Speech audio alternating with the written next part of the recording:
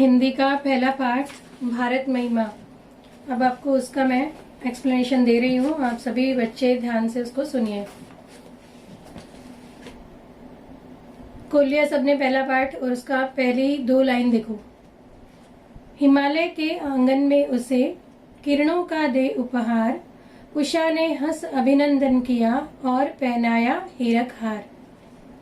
सभी को पता है कि हमारा देश हिमालय के आंगन में बसा हुआ है, यानी कि हमारे देश के उत्तर में हिमालय पर्वत है, जिसे भारत का मुकुट भी कहा जाता है। तो जब हमारे देश में सुबह होती है तो सबसे पहले हिमालय पर्वत पर ही सुनहरी किरणें सूरज की पड़ती हैं। जब हिमालय पर्वत के आंगन में सुबह हुई और हिमालय पर्वत पर ये सुनहरी किरणें पड़ी तो ऐसा लगा जैसे उषा ने हंसकर हिमालय का स्वागत किया और उसे हीरों का हार पहनाकर उसका अभिनंदन किया। जगे हम लगे जगाने विश्व, लोक में फैला फिर आलोक। जैसे ही सुबह हुई, उषा उदित हुई, सूर्योदय हुआ, वैसे ही हम सारे भारतीय ज्ञान रूपी किरणों के साथ नींद से जाग गए। हम सिर्फ जागे नहीं, बल्कि हमने सारी दुनिया में व्याप्त अज्ञान रूपी अंधकार को दूर करके सभी को जगाया। यहाँ कहने का अर्थ ये है कि जब हमारे पूरे संसार में एक तरह से जब ज्ञान की सुबह हो रही थी, उस समय सब भारतवासियों को सबसे पहले ज्ञान की प्राप्ति हुई और वे न केवल खुद जागृत हुए, उन्होंने ज्ञान को अपने तक सीमित नहीं रखा, बल्कि उन्होंने सारी दुनिया में ज्ञान को फैलाने का और सारी दुनिया के दुख और शोक को, कष्ट को मिटाने का उन्होंने बीड़ा उठाया और ये पुनीत कार्य, ये पवित्र कार्य उन्होंने किया। व्योमतम पुंज हुआ तब नष्ट, अखिल संस्कृति हो उठी अशोक। व्योम यानी आकाश, तम पुंज यानी अंधेरे का समूह। तो सारे आकाश में फैला हुआ जो अज्ञान रूपी अंधकार था वो नष्ट हो गया सारी सृष्टि में से। अखिल यानी समस्त, सारी, संस्कृति यानी संसार, सारे संसार में से दुखों का नाश होने लगा, क्योंकि जब ज्ञान प्राप्त होता है तब दुख नाश अपने आप हो जाता है। तो सारे संसार में दुखों का नाश होने लगा और भारतवासियों ने अपने ज्ञान के द्वारा सारे संसार को दुख शोक से मुक्त कराया। विमल वाणी ने वीणा ली, कमल कोमल कर में सप्रीत, सप्त स्वर सप्त सिंधु में उठे, छिड़ा तब मधुर साम संगीत। हमारे देश की महिमा इतनी गौरवशाली, इतनी समृद्ध और महान है कि इसी देश ने सारे विश्व को संगीत की अनमोल सौगात दी।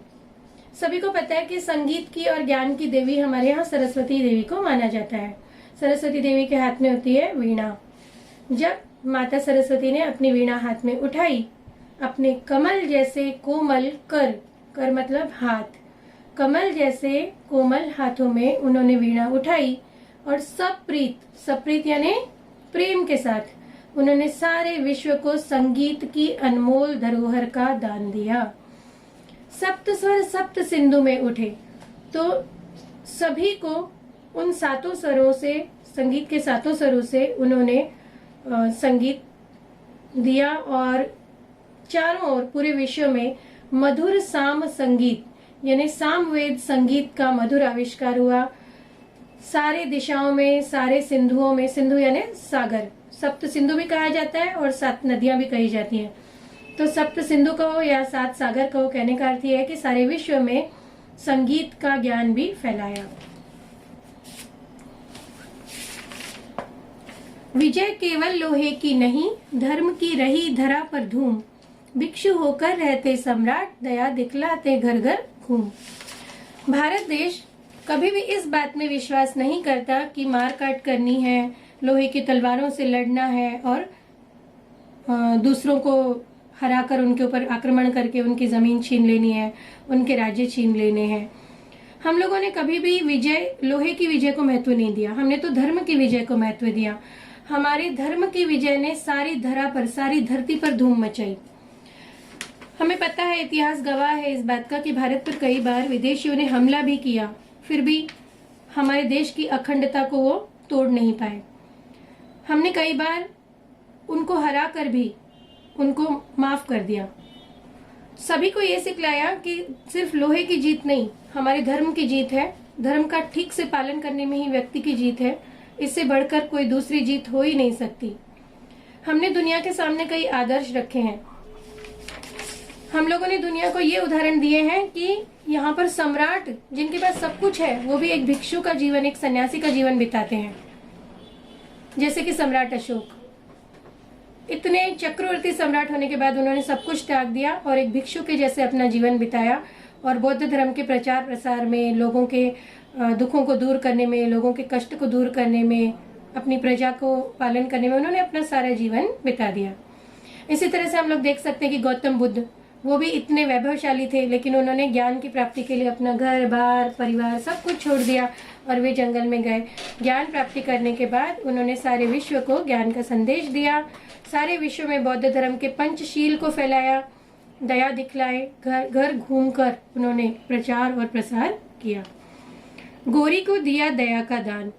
पूरे विश्व में कहीं पर आपको ये उदाहरण नहीं मिलेगा कि जिनको हमने युद्ध में हरा दिया, अपने शत्रुओं को भी, फिर उसके बाद हमने उनको माफ भी कर दिया।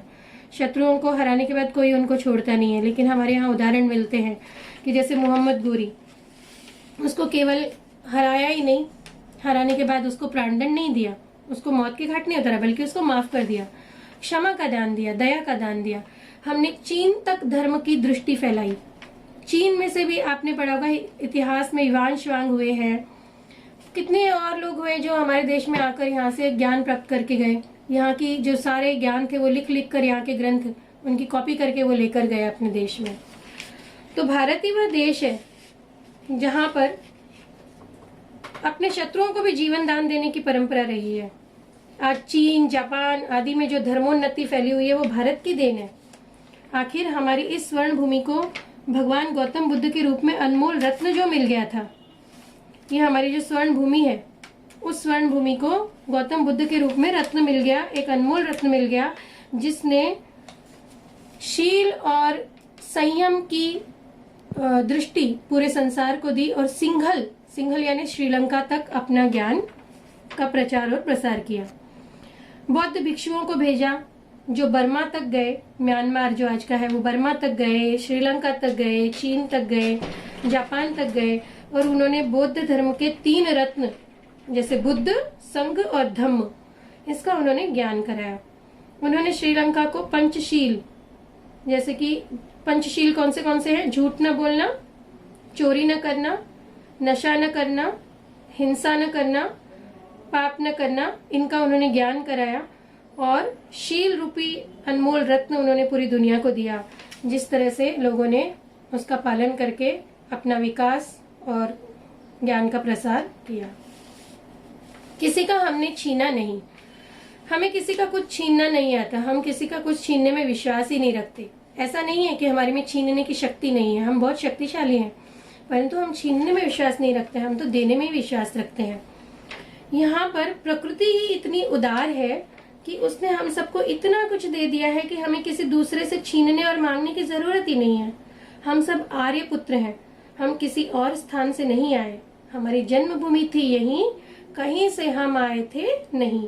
हम यहाँ पर किसी अन्य स्थान से नहीं आए, बल्कि इस पवित्र देश में ही हमारा जन्म हुआ था। सो हमारी जन्मभूमि भी यही है। अगला पैराग्राफ देखेंगे। चरित्र थे पूत, भुजा में शक्ति, नम्रता रही सदा संपन्न। भारत माता के पुत्र चरित्रवान रहे। कवि हमें भारतवासियों के गुण याद करा रहे हैं, कि स्मरण करा रहे हैं कि हमारे अंदर कौन कौन से गुण थे और आज भी हैं, पर आज हम थोड़े भूल गए अपने गुणों को। भारत माता के पुत्र हमेशा अच्छे चरित्र वाले, चरित्रवान रहे हैं। वे हमेशा शक्तिशाली रहे हैं। शक्तिशाली संपन्न रहने के बावजूद वे कभी घमंड नहीं करते। वे हमेशा नम्रता पूर्वक व्यवहार करते हैं। उनके हृदय में देश के गौरव के लिए अपार श्रद्धा है और देश प्रेम की भावना रही है।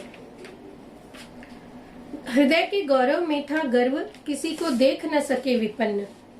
साथ ही साथ हमारे को अपने देश पर गौरव भी था, देश पर अभिमान तो था, लेकिन हम किसी को भी गरीब नहीं देख सकते, हम किसी को भी दुखी हालत में नहीं देख सकते। हम तुरंत ही उसकी मदद करने के लिए चले जाते हैं। अपने इन्हीं गुणों के कारण मानव सेवा ही हमारा परम ध्येय रहा है, मानवता ही हमारा सबसे बड़ा ध्येय और धर्म रहा है। हमारे वचन में सत्य, हृदय में तेज, प्रतिज्ञा में रहती थी टेव। हमारे संचय में था दान, अतिथि थे सदा हमारे देव। वचन में सत्य, हृदय में तेज, प्रतिज्ञा में रहती थी टेव। अगर हम लोग धन संपत्ति का संग्रह भी करते हैं, हम देखते हैं कि हमारे देश में बहुत ज्यादा वैभवशाली, बहुत ज्यादा संपन्न, बहुत ज्यादा धनी लोग भी हैं जिनके पास अपार धन संपत्ति है, किंतु जब वो संग्रह करते हैं तो वक्त आने पर वो उसका दान भी करते हैं, समय आने पर दान भी करते हैं। यानी कि हम लोगों ने अगर संग्रह भी किया तो हम लोगों ने इसी उद्देश्य से किया कि जब जरूरत पड़े हम किसी की मदद कर सकें। हमने हमेशा अतिथि देवो भव को अपना मूल मंत्र माना। अतिथि को हमने हमेशा देव का दर्जा दिया, भगवान का दर्जा दिया। हमारे वचन हमेशा सत्य वचन रहे, सत्य को, अहिंसा को, इनको हम लोगों ने सर्वोपरि माना। हमारे हृदय में तेज रहा, ज्ञान का तेज हमारे हृदय में रहा, अच्छे गुणों का तेज, संस्कारों का तेज, अच्छे चरित्र का तेज हमारे हृदय में हमेशा रहा। तेज का अर्थ है प्रकाश। प्रतिज्ञा में रहती थी टेव, यानी हम लोग जो प्रतिज्ञा करते उस प्रतिज्ञा को निभाते अंत तक, चाहे हमारी जान क्यों न चली जाए। तो टेव यानी अटल। हम हमेशा दृढ़ प्रतिज्ञ रहे, हमेशा अपनी प्रतिज्ञा को अटल रखा। जो भी वचन किसी को दिया, जो भी प्रण कर लिया, उसको अंत तक निभाया। कभी हमें याद दिलाना चाहते हैं कि आज भी हम वही हैं। वही है रक्त, वही है देश, वही साहस है वैसा ज्ञान, वही है शांति, वही है शक्ति, वही हम दिव्य आर्य संतान। आज भी हमारे अंदर उन्हीं महान पुरुषों का, संतों का, ऋषि मुनियों का, आर्य लोगों का हमारे अंदर रक्त है। हमारा देश भी वही है, हमारी जन्मभूमि भी वही है। हमारी जिस धरती पर उन लोगों ने जन्म लिया, उसी धरती पर तो हमने भी जन्म लिया। तो आज हमारे अंदर भी वैसे गुण हैं, वही साहस है, वैसा ज्ञान है, वही शांति आज हमारे देश में हम चाहते हैं जैसी पहले थी। और वही शक्ति, यानी आज भी हमारे अंदर वही ताकत है, वही शक्ति है, और हम उन्हीं दिव्य आर्य पुत्रों की संतान हैं। जिए तो सदा इसी के लिए, यही अभिमान रहे यह हर्ष, निछावर कर दे हम सर्वस्व हमारा प्यारा भारतवर्ष। हम सदा इसी चीज के लिए जिए, इसी सिद्धांत पर जिए कि देश ही हमारे लिए सबसे ऊपर है। हमें देश पर अभिमान रहे, देश का गुणगान करना हम कभी न भूलें, और इस बात की हमें हर्ष यानी खुशी भी हो कि हम भारत के पुत्र हैं, भारतवासी हैं। हम अपना सर्वस्व भारत देश के लिए निछावर कर सकते हैं, और जब जब जरूरत पड़ी तब हमने किया भी है, क्योंकि हमारा भारतवर्ष ही हमें सबसे प्यारा है। हमारा भारतवर्ष हमें सबसे प्राणों से प्यारा है।